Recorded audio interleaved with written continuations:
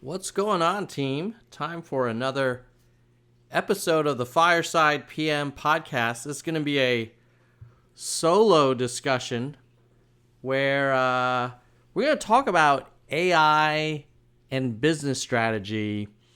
I'm sure you all have read millions of posts and watch dozens of videos about how AI is changing everything and a gazillion parameters and AI making videos of incredible, pigs flying through a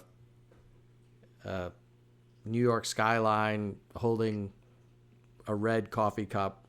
Like, amazing stuff. Just. On the other hand, we don't often talk enough about, okay, well, actually, how does AI impact a business's strategy for real life? Like, yes, there's the science of what's possible. There is the awesomeness of ChatGPT composing lyrics in the style of John Lennon, about the American Revolution, and then put to a Broadway kind of musical, performance style. Like, that's freaking amazing. But, for day-to-day actual, like, real-life businesses, what are they supposed to do aside from being amazed? One of the things I think is super fun is looking at case studies. And luckily, there are a decent number of interesting case studies, business school case studies, that have been written in the last year or so that involve AI-related questions for the protagonist. And in this episode, we're gonna kind of give a little bit of a micro version of one of them, and just use it as an opportunity to kind of exercise some muscles around, okay, I still need to think about business fundamentals. I still need to think about customers and product strategy, but I can't ignore how impactful AI and Gen AI are and will become. So how do I find this balance between, I don't want to be some kind of troglodyte that's just like, oh, whatever, that's just a science project. But I also don't want to be like a fanboy and be like, oh my God, AI for everything. We kind of did that a little bit with Web3, with crypto, NFTs, that kind of thing. So we want to be careful. At the same time, if you ignore it and you don't ride the wave, you get left behind. So how do you find that balance? So I've got a HBS case study here that I'm actually using for a class that I'm teaching around AI business strategy. But for this episode, we'll give you like a free kind of teaser. So there's this startup called Riid, R-I-I-I-D. It's actually based in South Korea, but they're kind of an AI leader in edtech. And they're known for this test preparation app that they built a couple of years ago called Santa, that was designed for the TOEIC test, which is the test of English for international communications. So if you're in the U.S., you probably would never have heard of it, but if you're like an international student, I think it's maybe like kind of like the TOEFL, I would imagine. Okay, so what's cool about it?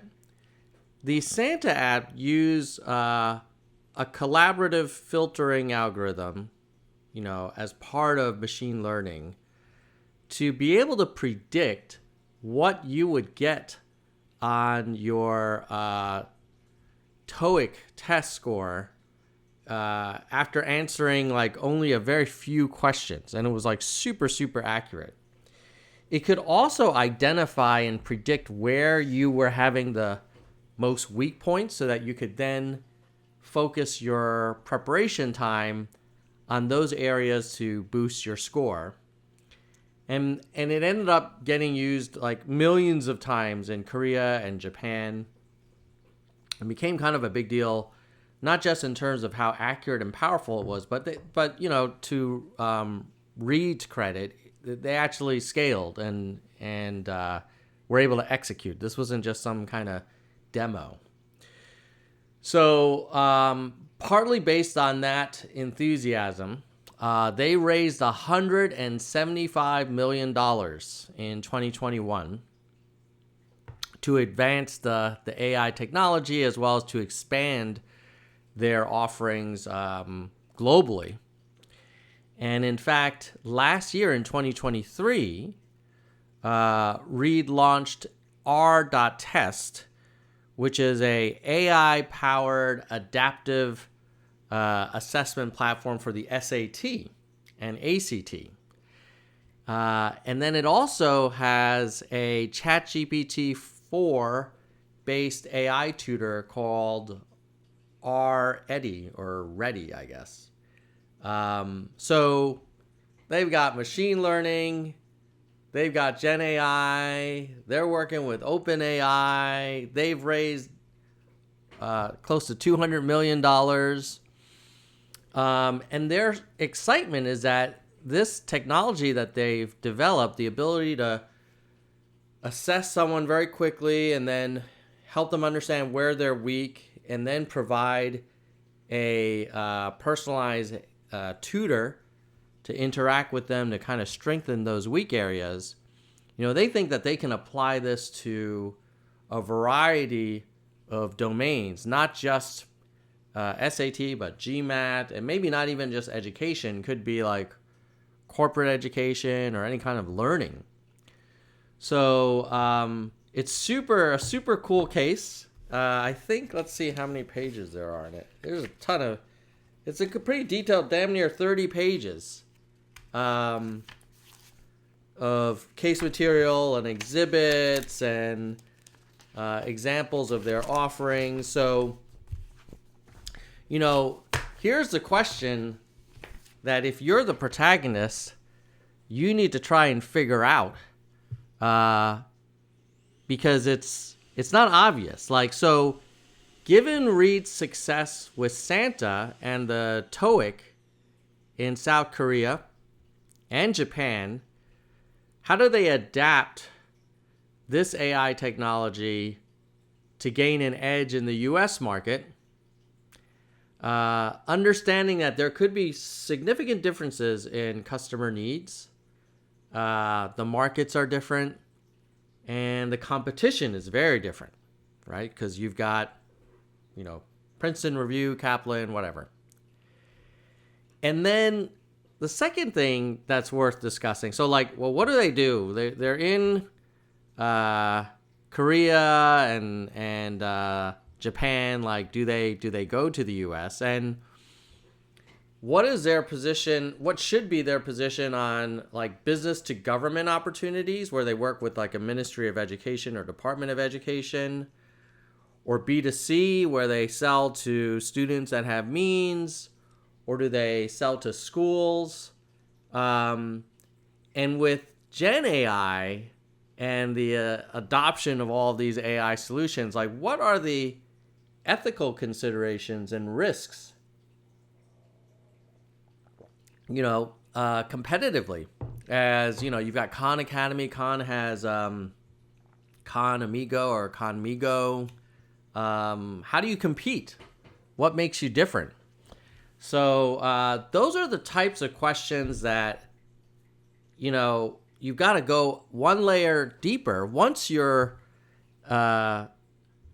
acknowledging and understanding the basics of what Gen AI can do and why it is so amazing in general, making that leap from amazing, cool science breakthrough technology to successful product and business strategy that is sustainable and will drive you to winning in your market, we're still developing that muscle tissue.